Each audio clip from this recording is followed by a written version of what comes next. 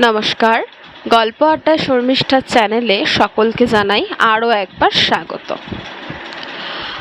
আচ্ছা বলুন তো, সুন্দর চুল কার না পছন্দ? সে শর্ট হেয়ার হোক কিংবা লং হেয়ার, হেয়ারটা যদি সিল্কি শাইনি হয় তবে বোধহয় সকলেরই দৃষ্টি আকর্ষণ করে এবং সবথেকে বড় কথা নিজের কাছে বড় ভালো লাগে। আর এই হেয়ারকে ভালো রাখবার জন্য আমাদের সকলেরই উচিত মাসে 2টো করে স্পা করা। কিন্তু সবসময় সবার পক্ষে 2টো করে স্পা করা সম্ভব হয়ে ওঠে না, কখনো ফাইন্যান্সিয়াল, আবার কখনো বা সময়ের অভাব। তো তার জন্য বাড়িতেই আমরা কিন্তু কিছু ঘরোয়া উপাদান দিয়ে আমরা হেয়ার কেয়ার করতে পারি। আর এই হেয়ার কেয়ারটা আমার কাছে জানা প্রত্যেক সানডের একটা রুটিন। আমি প্রত্যেক সানডে করে চেষ্টা করি একটু হেয়ার কেয়ার করবার, কারণ বাকি দিন সময় পাই না। তাই এই সানডে আমার হেয়ার কেয়ারের প্রোডাক্ট প্রথমে ছিল একটা ডিম, একটু নারকোল তেল, একটু টক দই এবং তার সাথে একটু মধু। এই সবকটা জিনিসকে একসাথে ভালো করে ফেটিয়ে নিতে হবে। যতক্ষণ না এটা ক্রিমের আকার নিচ্ছে ততক্ষণ এটাকে আমরা ফেটিয়ে নেব।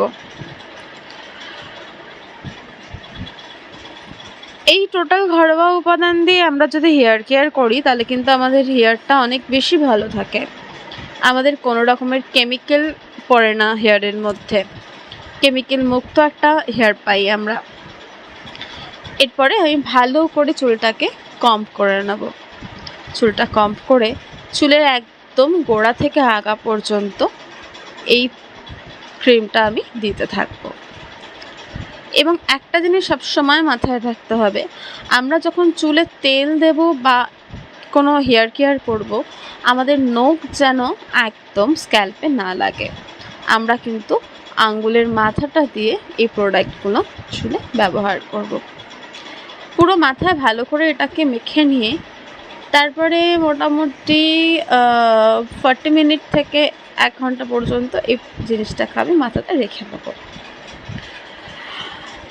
তারপরে ভালো করে শ্যাম্পু করে নেব। আমি কিন্তু কোনো রকম কোনো কন্ডিশনার ব্যবহার করিনি চুলে। আপনারা একবার দেখুন চুলটা কতটা সুন্দর সিল্কি এবং সফট লাগছে। একদম মনে হচ্ছে যেন পার্লার থেকে স্পা করিয়ে আসা। চুলটা কিন্তু আমি এখনো আঁচড়াইনি, তাও দেখুন চুলটা কি সুন্দর ম্যানেজেবল রয়েছে। আর আমার এই ভিডিওগুলো যদি আপনাদের ভালো লাগে তাহলে অবশ্যই একটা লাইক, কমেন্ট আর চ্যানেলটাকে সাবস্ক্রাইব করে দেবেন। আর আপনারাও অবশ্যই এই পদ্ধতিগুলো ব্যবহার করবেন। টাটা।